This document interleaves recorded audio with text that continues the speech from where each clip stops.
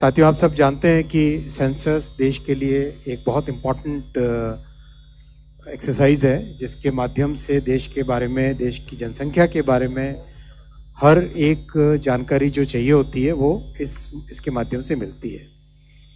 पिछला सेंसस हुआ था 2011 में। 2021 में कोविड का पीरियड था, इसके कारण हो नहीं पाया, और अब अगला 2027 में होगा।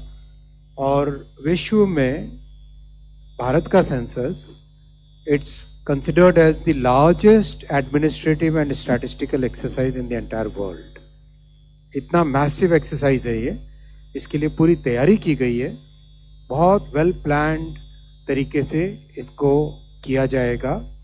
And lot of digital technologies will be used in census this time. इसका लीगल बेसिस हम सब जानते हैं, सेंसस एक्ट है और सेंसस के रूल्स हैं। 16 जून 2025 में गैजेट नोटिफिकेशन पब्लिश हुआ था सेंसस 2027 का। आज इसके लिए बजट अप्रूव हुआ है 11,718 करोड़ रुपीस का। सेंसस देश की जनसंख्या को एक पर्टिकुलर पॉइंट ऑफ टाइम में इन्यूमरेट करता है। What is the population, what is the characteristic of the population at a particular point of time. So that's why it's very important to have a reference date. Reference date रखी गई है 0 hours of 1st March 2027, यानी 30th April 28th February और 1st March की जो midnight है, वो midnight hour will be the reference date for, reference hour for entire census. Snow bound areas के लिए इस रेफरेंस आवर को डिसाइड किया गया है 1 अक्टूबर के 0 आवर्स को। 1 अक्टूबर 2026 के 0 आवर्स को स्नो बाउंड एरियाज के लिए डिसाइड किया गया है। स्नो बाउंड एरियाज में अपने खुद के चैलेंजेस हैं, इसलिए ये डिफरेंशिएशन हमेशा रखा जाता है। सेंसस 2 फेजेस में होगा। There will be 2 phases of the census. Phase 1 which will be followed by Phase 2. Phase 1 में housing enlisting and housing census, which means कहाँ पे घर है, कितने देश में घर है, घर के अंदर क्या फैसिलिटीज़ है, पानी, बिजली, कनेक्टिविटी, कहीं पे कोई व्हीकल है किसी के पास, वो सब चीज़ें हाउस इनुमरेशन, हाउस लिस्टिंग और हाउसिंग सेंसस के नाम से गिनी जाती। That becomes the reference for population enumeration. कितने घर है उससे रेफरेंस बनता है पॉपुलेशन इनुमरेशन का। So house listing and housing census will be done between April to September 2026, और इसमें राज्य सरकारों के साथ काम किया जाएगा। राज्य सरकार जिस महीने में कंफर्टेबल हो उस हिसाब से इसका डिसीजन लिया जाएगा। We believe in cooperative federalism. प्रधानमंत्री जी हमेशा कोऑपरेटिव फेडरलिज्म की बात करते हैं।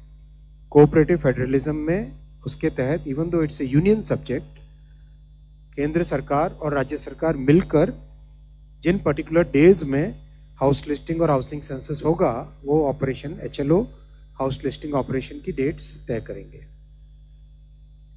After house listing second phase population enumeration will be done, और पॉपुलेशन एनुमरेशन में हर एग्जैक्ट कितनी पॉपुलेशन है व्यक्ति में, मतलब जो हमारे जनसंख्या के कई बेसिक पैरामीटर्स हैं, उन पैरामीटर्स का एनुमरेशन इसमें किया जाएगा। मैं डिटेल में आपको बताता हूँ। इसमें ये किया जाएगा फरवरी 2027 में, और स्नो बाउंड एरियाज के लिए सितंबर 2026 में किया जाएगा हाउस लिस्टिंग इनुमरेशन। फेज 1 जैसा आपको बताया, फेज 1 में फोकस रहेगा हाउस होल्ड्स के अंदर क्या एमिनिटीज हैं, हाउसिंग कंडीशन कैसी है, कच्चा घर है, पक्का घर है, घर में कितने रूम्स हैं, किस तरह से घर में कोई व्हीकल है, घर में इलेक्ट्रिसिटी कनेक्शन कैसा है, वो सब चीजें फर्स्ट फेज में की जाएगी।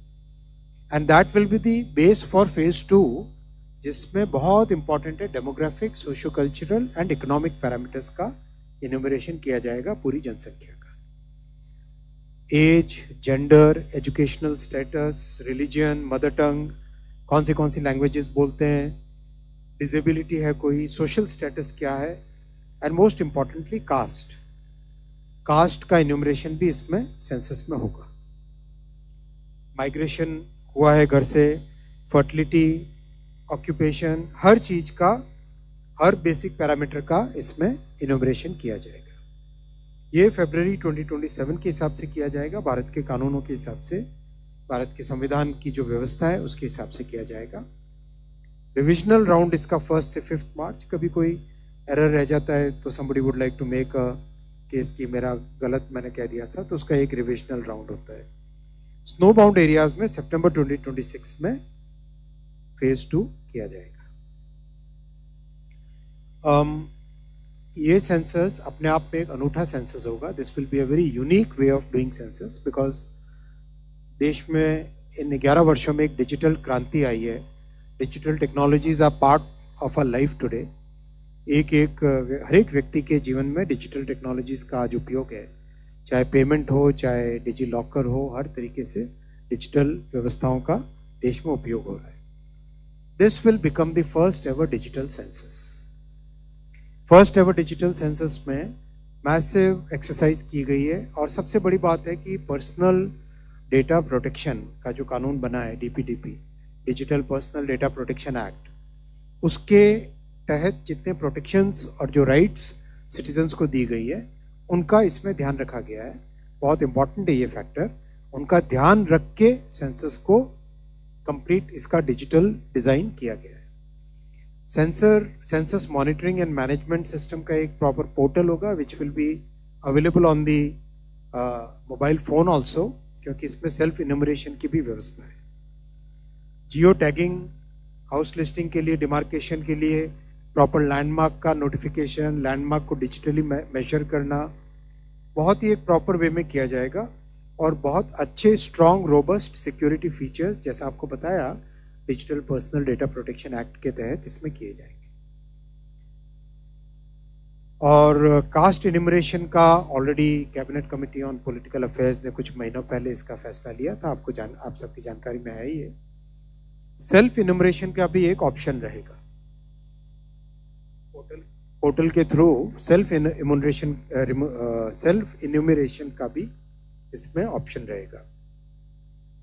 मोस्ट इंपॉर्टेंट, सेंसस का डेटा कई तरह की प्लानिंग में काम में आता है, तो इस पूरी प्लानिंग एक्सरसाइज में सेंसस एज अ सर्विस किसी भी डिपार्टमेंट को, किसी भी स्टेट गवर्नमेंट को जो अपनी प्लानिंग के लिए, योजनाएं बनाने के लिए, स्कीम्स के लिए और एक फ्यूचर की रोड मैप बनाने के लिए जो इन्फॉर्मेशन चाहिए होती है, वो सारी information census organisation will be able to give census as a service because of the way it is done digitally.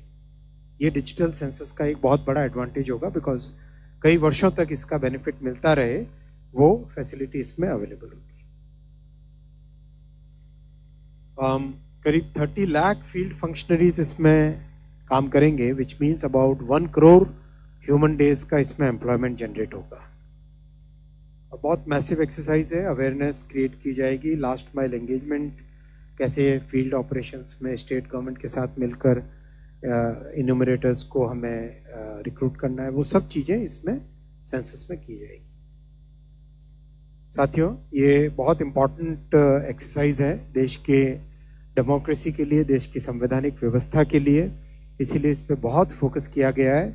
हर तरीके से रोबस्टनेस, हर तरीके से डिजिटल पर्सनल डेटा प्रोटेक्शन के तहत और एक डिजिटल माध्यम से एक प्रॉपर इसकी डिटेल एक्सरसाइज की गई है।